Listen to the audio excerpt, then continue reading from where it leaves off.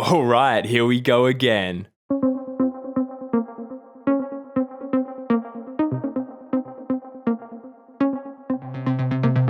We did it. We made it through 2019. You and me. Hell yeah. High five. Never mind. 2019 is behind us now and we're rolling right on into the next decade. But before I let it go, man, we gotta talk about some of my favorite scenes to come out of the last year because, oh boy, was there a lot of them. And there's no better way to do that than with another 5 perfect scenes video, right? Right. I figured that I couldn't use the overarching empathy theme twice in a row, especially since it's, my entire channel's theme now, so I guess new year, new decade, new start. Let's take a look at beginnings. So opening scenes it is, which means this video is gonna be spoiler free for all 5 topics. Cool, huh? I'm gonna carry over the same rule from last year though, where I'm only choosing scenes from things I don't ever see myself doing full videos on, so that, wait no, that's a lie, I'll definitely be talking about Fleabag again because it's the thing I loved most in 2019. But yeah, there's a lot of movies that I want to show at least a little love for in videos of their own, movies like Avengers Endgame or Ad Astra or Little Women. Actually, you know what 2 movies have opening scenes that would have been perfect for this video? Booksmart and Marriage Story. Thing is, they're the first 2 episodes of my brand new series, A Little Love For, that's starting next week. Honestly, I don't have the time or even the attention span to do 20-minute plus videos that take me like 3 months to do every time I want to do a Why I Love episode, and I can't leave you guys waiting that long for new stuff. So, A Little Love is going to be a new condensed format that lets me cram as much appreciation for whatever it is I choose to talk about into these mini 5-minute love letters that'll drop in between the bigger videos that you already expect from me. So it's more videos, more often, on more stuff. Booksmart and Marriage Story first up. I think you're gonna love it. But hey, before we get to that, I've got 5 perfect scenes to talk about. Let's go.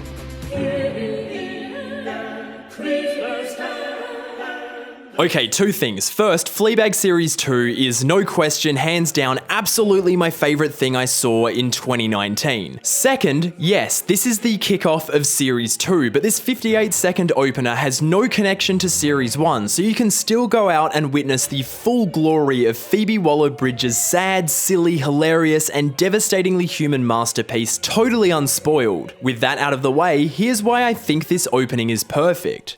This is Fleabag. Good old Fleabag, our sassy, sharp, scoundrel protagonist. She's in the bathroom of some chic little restaurant washing her hands and oh, what the f*** happened to her nose? Why is there so much blood? What did she do? Can I do anything? Whose voice is that? They've gone. Who's gone? The people that did it? Thank you. Who the hell is this? What happened to her? In TV, this is what we call a cold open, a tantalizing pre-title bottle story designed to hook our interest in the rest of the episode, and sweet Jesus, this might be my favorite one I've ever seen. The key to the best cold opens I find is a complete lack of context. Context is answers, and a cold open should be a questions-only event. Crime shows are great at doing this. They practically rely on it because it gives us an insight into the crime we'll see investigated throughout the episode that our protagonists won't have.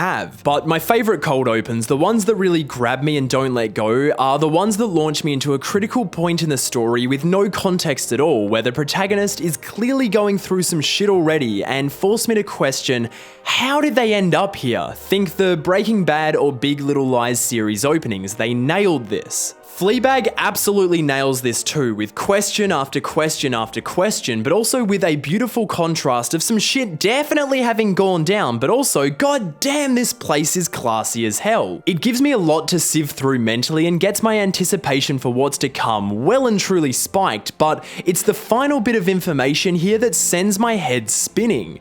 This is a love story.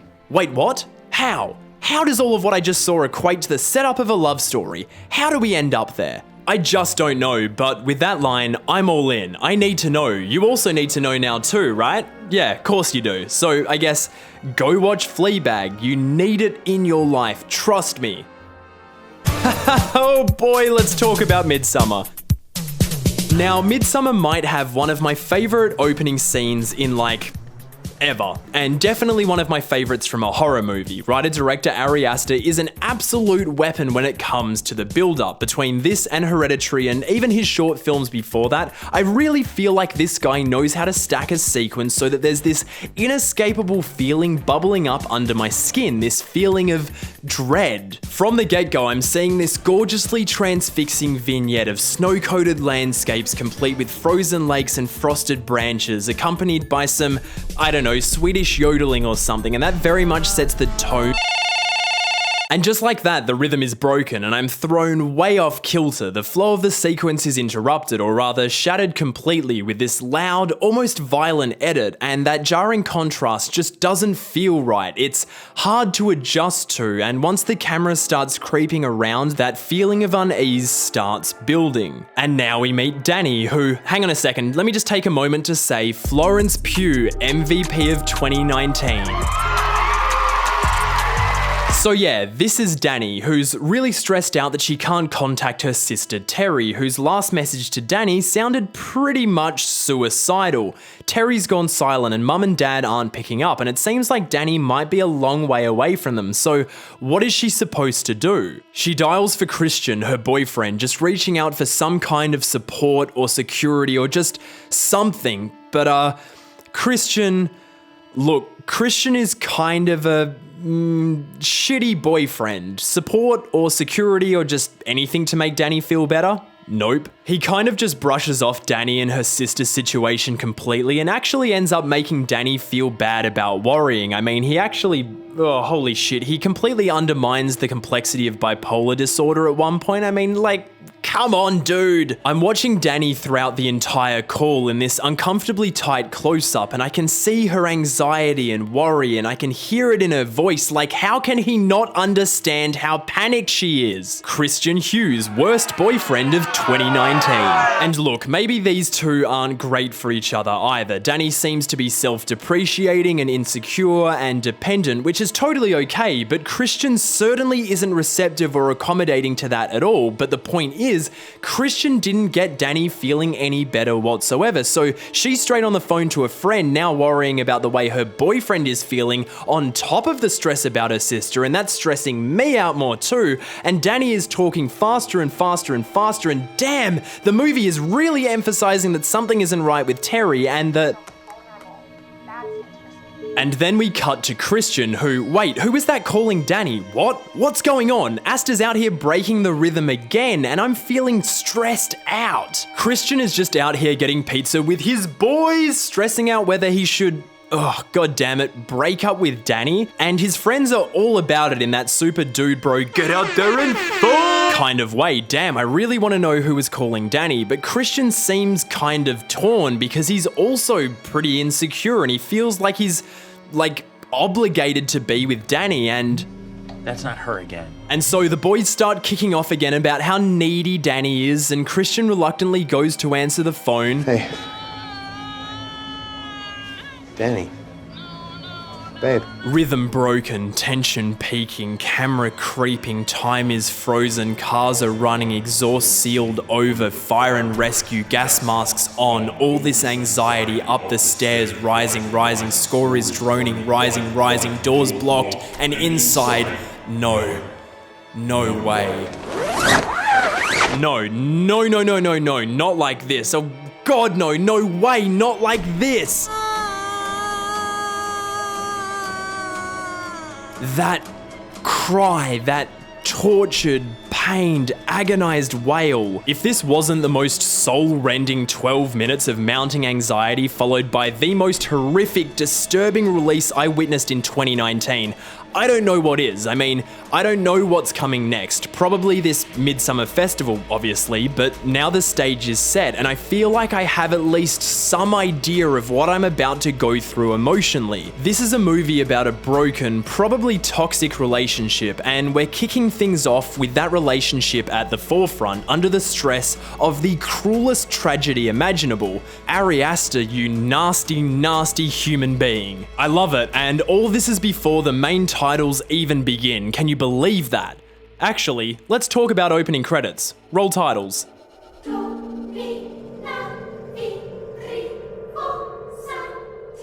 Yeah, I'm gonna waste talking about Jordan Peele's wonderfully enigmatic, hilariously creative, and uniquely terrifying Us on its opening credits, most likely because I am just way under-equipped to take on such a complex film in any broader sense, but here's the thing, these opening credits are just so freaking perfect. Speaking of perfect, Lupita Nyong'o, my girl, god damn, you need to see this movie just for her performance alone, it's like insane. Us is a movie on at least one of the 5,000 levels it's operating at, about juxtaposition and contrast, so it makes sense to me that after its incredibly lucid, sinister opening that it would flip things completely and give me one of the most iconic, transfixing and anthemic opening title sequences I think I've ever seen. It's actually pretty simple really. One shot, 3 minutes, Michael Abel's absolutely mind-blowingly brilliant choral chant over bongo drum score, and rabbits. Lots and lots of rabbits. To be honest, I don't even know if there's a whole lot you can take away from this at the start, because this is the kind of opening that's recontextualized entirely by where the story ends up, but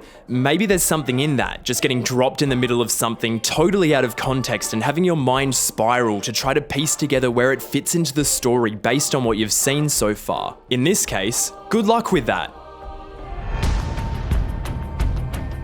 Wait, no, back it up a second.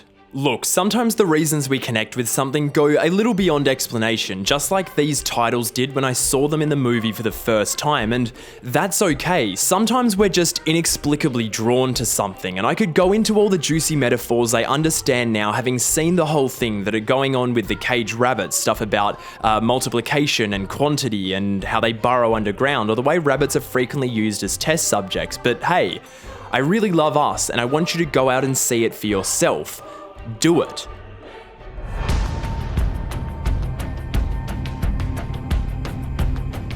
Okay, so yeah, I'm back to talking about John Wick again, because John Wick 3, sweet Jesus, oh my god, yes! Yes! This here is less a scene and more a full-blown sequence, a 20-minute plus one at that, but the momentum and flow of this thing is so impenetrable that I don't really know where the individual scenes end or begin, so I guess that just means I'm covering all of it. John Wick 3 kicks off with our boy on the run. He broke the continental rules last time round, and now he's a wanted man, wanted to the tune of $14 million, and the whole city is about to be on his ass. Talk about launching your movie with the stakes dialed up to 11, and that's exactly why I think this opening is so insanely perfect, to the point that I almost kind of wish that the entire movie had just been one long John versus everyone in New York City rodeo. The stakes are clear, and John has only one goal: survive. There's a propulsive ticking clock element in play here in the form of a major interval countdown before the contract on John becomes active, and this ingrains the sequence with a frenetic sense of desperation as we creep closer and closer to the 6 PM showtime, and John starts to feel, for the first time in the series really, way in over his head. On top of that, there's this wonderfully voyeuristic feeling to everything I'm seeing here, with this sense that John is always being watched or followed, and that absolutely anyone on the street could be out to get him once time is up, and Jesus Christ, that is one large man, and holy shit, the first dude John fights is like 30 feet tall, and I can't think of a better approach to show that this movie is going bigger in every way it can. Literally. I mean, I've always loved the look of the John Wick series more than pretty much any other action franchise, with its insistence on wide shots in the nighttime where neon colors glow through the darkness, but what is going on here? Director Chad Stahelski and DP Dan Louston went above and beyond with John Wick 3, especially here at the start where they're just like, yeah, let's flood New York with rain, and it sends the exterior photography into overdrive because now that light is bouncing off everything, and oh my god, this is art. Even when things go to interiors, and this is something Louston has been nailing with Del Toro, just look at the way the light interacts with the archaic angled production design to give everything this almost dreamlike heightened reality texture. It feels like the light is just entangled with everything, and it washes the frame in a rainbow of color. Where other films grade the footage 50 shades of grey, John Wick 3 leans hard into the yellow and blue and green and orange and red and whatever else, and it pops so much. And let me backtrack for a second to say that probably 90% of why this sequence has all the drive and tension it does is down to Tyler Bates and Joel J. Richards' punchy, rhythmic, and weighty electronic score underneath it all, this chain of compositions that just simmers under the surface until it explodes into a synthetic climax of drums and keys and strings once the contract goes live, and the sheer magnitude of just how many assassins John is going to be up against is revealed. And I'd say the sequence peaked there if it didn't then level itself up another 4 or 5 times, because once the fighting actually starts, we go from revolver to hands to knives to axes to horses to guns on horses, and if that isn't the most spectacular chain of combat moments I've seen in my life, I don't know what is. I mean, look at John go. It's just perfection.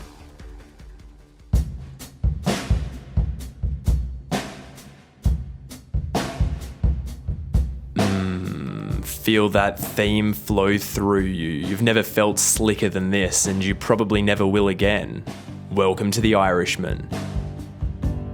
There's a lot I have to say about Martin Scorsese's epic legacy mob movie, so maybe I'll come back to it one day, but for now, let me just gush about how much its first 5 minutes struck me.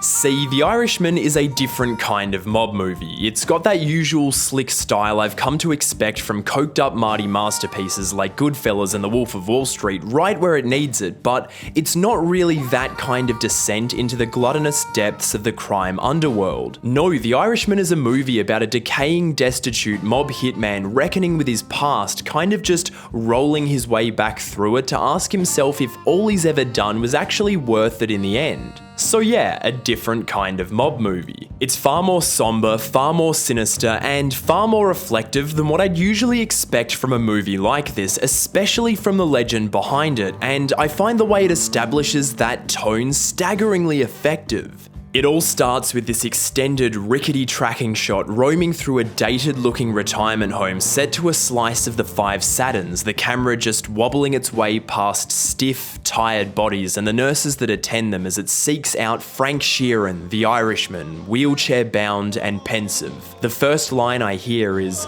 "When I was young, I thought house painters painted houses." And so straight off the bat, that reflective viewing is engaged. Frank isn't bursting with youthful enthusiasm. He's grey and worn out, a living fossil creeping towards the grave while fixated on his past. There's a nostalgic fondness to the narration for sure, but that wrinkled face, man, there's a deep sadness in those eyes, and that's telling me that wherever this chronicle winds up, it's gonna hurt. Our protagonist doesn't feel good about it. And to make it even more bleak, because why not? What's more pitiful, this mumbled, meandering voiceover, or Frank actually speaking to someone who isn't there? I mean, I get that it's still just the monologue inside his head, but there's something super tragic in having this old man with a story to tell and no one around to hear it, or at least no one he trusts beyond us. Screenwriter Steven Zaillian, you're a genius. The same tone continues as Frank starts flashing back, you know, putting on the rings, putting on the watch, loading up the car. It's not enthusiastic or energetic. This is not, I always wanted to be a gangster. It's like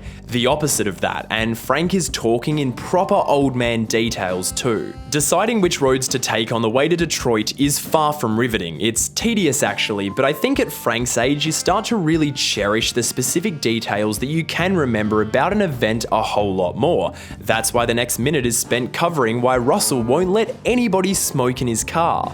As I said, this is a different kind of mob movie. If The Irishman was going to be a story about meditating on past sins, then Marty, Zaillian, and legendary editor THELMA SCHOONMAKER had to establish this film with a tone and pace that allows for me to sink into that headspace and process the story around Frank's retelling of it. There's got to be room to breathe and space to think, and in a 3.5-hour movie with all these intricate details coming at me so often, guiding me into that mind frame with an opening as purposeful as this was perfect.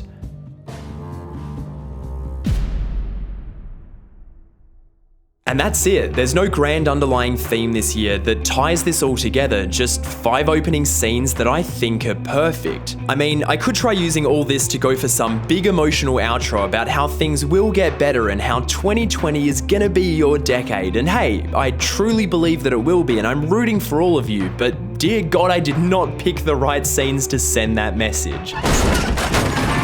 So maybe that's what I can say. In 2020, just do the shit that makes you happy. Don't overthink it. I spent all of 2019 overthinking it, and y'all got like 7 videos from me because of it, and I am super proud of those, but I just want to be out here making videos on stuff I love, and worrying about tying some grand overarching message into them every single time just gets in the way of that. Sometimes I just want to pick a movie and be like, hey, I really love this thing, and that's it. And I think A Little Love For is gonna help make that happen way more often. I hope so anyway. So yeah, welcome to Loverboy season. Let's make 2020 our year.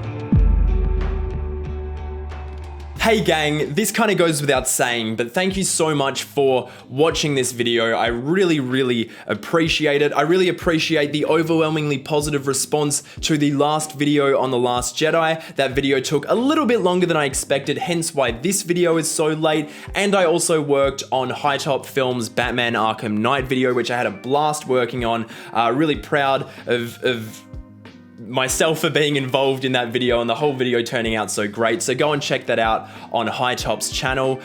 Great stuff there. But this video is finally out. We are finally in motion. 2020 is happening. It is Loverboy season. I have videos on Booksmart and Marriage Story coming out very soon. If you want to be here to check those out when they drop, as well as all the other exciting stuff I have on the horizon in 2020, be sure to subscribe to this channel. If you liked this video, please share it with your friends, leave a like on this video, and leave a comment letting me know that you enjoyed it. The YouTube algorithm loves comments, and therefore I love comments too. I just love hearing what you guys have to say about the stuff that I make. Anyway, if you want to follow me and hear more stuff about what's happening elsewhere, you can follow me on Twitter and Instagram. And if you really want to help support this channel, you can support on Patreon. Thank you so much to everyone who is doing that already. It is just, the support on there is fantastic. I offer a bunch of behind the scenes rewards and cool kind of exclusive bits and pieces. I'm hoping to put a lot more time into that in 2020 and really get it popping, really make it feel like an exclusive membership. So thank you to everyone who has pledged already and anyone planning to do so. Thank you. I have to get straight into editing those next videos, so I will see you very soon.